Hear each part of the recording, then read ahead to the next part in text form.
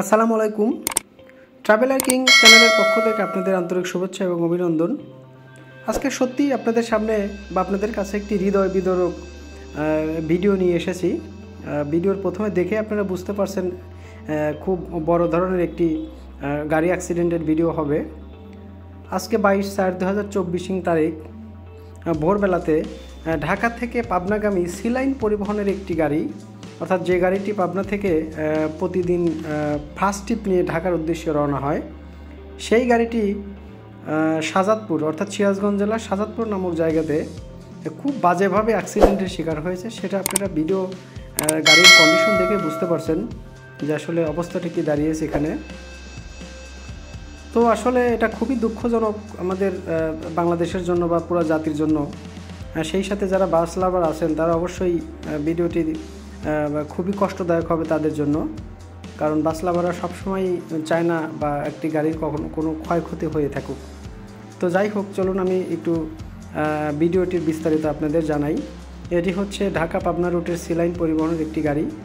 গাড়িটির নাম্বার হচ্ছে ঢাকা মেট্রো 1510-12 সিরিয়ালের গাড়ি। এই যে আপনারা দেখতে পাচ্ছেন এখানে, অর্থাৎ সিলাইন পরিবহনের প্রথম লটের গাড়িগুলোর মধ্যে একটি গাড়িটি পিওর ওয়ান যে গাড়ি। তো আসলে দুর্ঘটনাটি ঘটেছে কিভাবে সেটা আপনাদের সাথে একটু শেয়ার করি। তার আগে বলে নেই যে এই গাড়িতে প্রায় ফুললি লোডেড যাত্রী ছিল, অর্থাৎ 40 থেকে 45 জনের মতো যাত্রী ছিল। যেহেতু ঈদ শেষ হয়ে গেছে বা এখনও ঈদের ছুটিতে কেউ কেউ বাড়িতে আসেন, তো এখানে ঈদের যাত্রীও ছিল।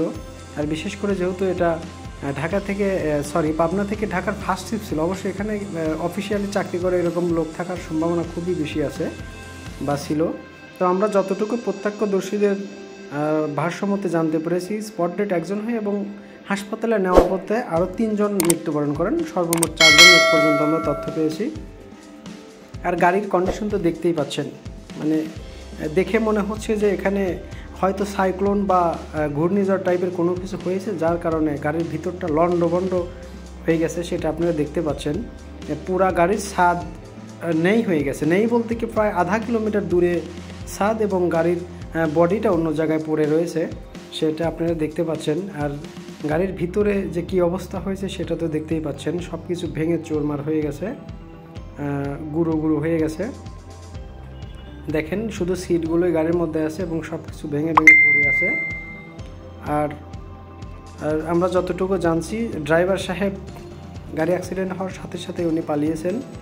আর যিনি মারা গেছেন, একজনের তথ্য পাওয়া গেছে, উনি হচ্ছে সাথিয়া মাতপুরের অন্তর্গত, অর্থাৎ সাথিয়া উপজেলার মাতপুরের অন্তর্গত শামীম নামের একজন স্পট ডেট হয়েছেন। এবং এই যে সিটের সাথে দেখতে পাচ্ছেন রক্ত, তারপরে জুতা বা ভাঙা আরও অনেক জিনিস পড়ে রয়েছে।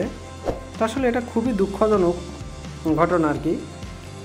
তো আমরা এটা জানতে পেরেছি, এটা বিপরীত দিক থেকে একটি মাটির ড্রাম ট্রাক আসতেছিল। তো ড্রাম ট্রাকের সাথে হয়তো কোনো একটা ঝামেলা হয়েই গাড়িটা হচ্ছে ড্রাইভার সাহেব কোনো একদিকে বাউলি মারার পরে এটা একটা গাছের সাথে গিয়ে সজোরে ধাক্কা দেয়।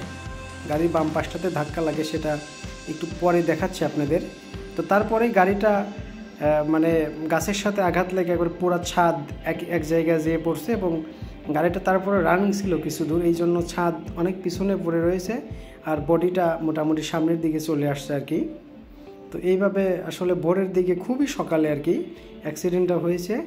তো অবশ্যই যারা এই যে দেখেন এখানে দেখতে পাচ্ছেন ছাদ পড়ে আছে প্রায় আধা কিলোমিটার দূরে, লোকজন দেখেন ছাদের উপরে উঠে হাঁটাহাঁটি করতেছে। এবং এই অবস্থা দেখে বুঝতেই পারছেন যে গাড়িটা কত স্পিডে ছিল এবং কত সজোরে গাছের সাথে ধাক্কা খেয়েছে। এই যে এখানে দেখেন এই অংশটাতেই হচ্ছে গাছের সাথে ধাক্কা খায় এবং গাছটার ছাল বাকল উঠে গেছে, খেয়াল করে দেখতেই পাচ্ছেন। এই যে দেখেন এভাবে আসলে হয়। তো আমরা যতটুকু জানছি যে রাস্তাটা নাকি একপাশে একটু ভাঙা ছিল। আমার মনে হচ্ছে যে ড্রাইভার সাহেব বোধহয় একটু ঘুম চোখে চলে আসছিল, যার কারণে হঠাৎ করেই সামনে যখন মাটির ট্রাক দেখে তখনই সে গাড়িটা বাউলে দেয়, যার কারণে এই দুর্ঘটনাটা ঘটে বলে আমি ধারণা করতেছি। আর আমার চ্যানেলে অবশ্যই বাস সম্পর্কিত সকল ভিডিও আপলোড করা হয়। অবশ্যই যারা বাস লাভার আছেন বা বাস এই জাতীয় ভিডিও পছন্দ করেন, অবশ্যই চ্যানেলটি সাবস্ক্রাইব করে পাশে থাকবেন। আসসালামু আলাইকুম।